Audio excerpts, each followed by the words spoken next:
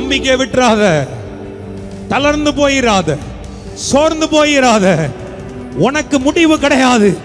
அவருடைய சித்தம் நிறைவேறுகிற வரைக்கும் நீ எழும்பான சூழ்நிலைகளில் இருந்தாலும் அங்கே இருந்து ஆண்டவர் நம்மை எழுப்பி பெரிய சாட்சியாய், யுத்த புருஷர்களாய் உங்கள் ஒவ்வொருவரையும் கர்த்தர் எழுப்ப விரும்புகிறார்.